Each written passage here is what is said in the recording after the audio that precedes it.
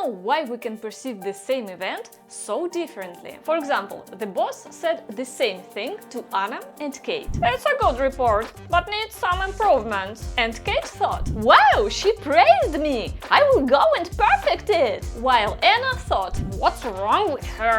She's nitpicking. She probably wants to fire me." The reason for such different interpretations often lies in the area of cognitive distortions, which we will talk about now. As you understand, cognitive distortions are sworn enemies of objectivity and the reason of incorrect perception of reality. Let's look at 4 common types of cognitive distortions, although there are actually many more. And the first one, the actor-observer bias. This type of cognitive distortion is the tendency to explain our own behavior with external causes and circumstances. However, when we observe the same behavior in another person, we tend to explain it with internal causes or motives of that person. For example, imagine you lost your temper while talking to your friend and yelled at her. "Damn, Jane, you are so fucking stupid!" In this case, your explanation for this behavior would be, "Well, she just got on my nerves. She started spouting complete nonsense and drove me crazy." Now let's reverse the situation and imagine that your friend shouted something similar to you during a conversation. And in this case, your explanation would be, "She's just not herself today. Maybe it's her period or problems at work." In the first case, you found the cause of the behavior in external circumstances, and in the second case, in internal motives of your friend. This is an example of the actor-observer bias. Next cognitive distortion, just world hypothesis. The thing is, the ideological component has always played a significant role in shaping our perception. Belief in a just world is an extremely conservative idea, according to which everyone gets what they deserve. This idea seems to guarantee to modern people that if they work hard enough, they will achieve what they are striving for, and that the difficult situations in people's lives are mainly their own responsibility. For example, imagine a teacher living in a small one-room apartment in a third world country, earning shit, for whom even a trip to the cheapest resort in the closest coast is an unaffordable luxury. And now imagine a person who, for one reason or another, has no financial problems. Let's say an IT specialist working in New York who thinks, "Well, of course it's sad, but this teacher could have tried to leave his village, get a job at an elite school in a great country, or find more lucrative things to do."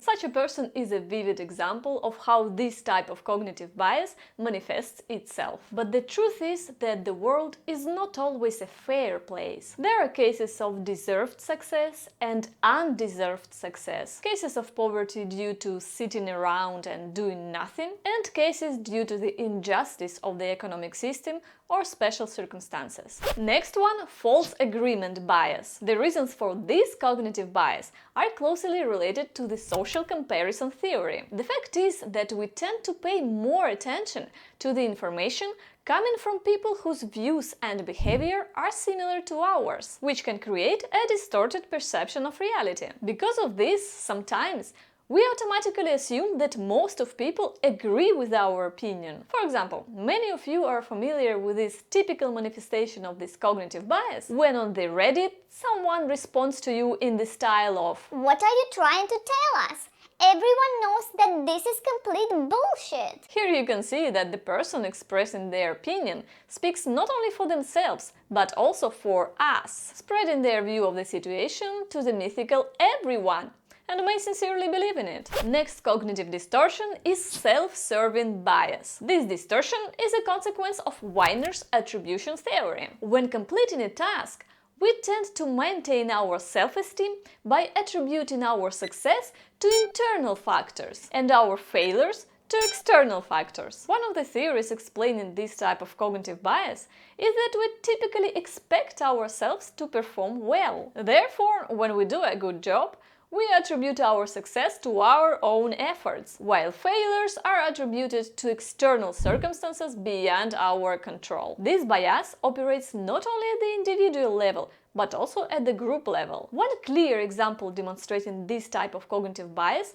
is the Duncan experiment. The researcher showed 4 groups of people, white Americans, A video of a conversation between two people that at first started as a normal talking. Then there was a conflict, it was escalating until one of the guys pushed the other. The protagonist in the video changed for each group. They were white and black, and black and white, depending on who pushed whom. If the pusher was black, 70% of the participants characterized him as prone to violence. If the pusher was white, only 13% considered him dangerous and aggressive. Moreover, if an act of microaggression was committed by African American, his behavior was attributed to internal factors, like character or innate aggression, while the same behavior of a white person was attributed to external factors, like forced circumstances, aggressive tone of the other guy, etc. As you can see, our judgments are heavily influenced by cognitive distortions or biases. Moreover, it often happens unconsciously,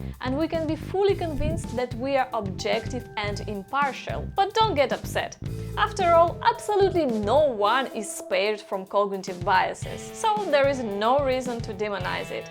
Rather, it should be seen as an integral part of human nature. And for those who want to develop their critical thinking, it is very useful to know about the existence of such phenomena and understand their meaning.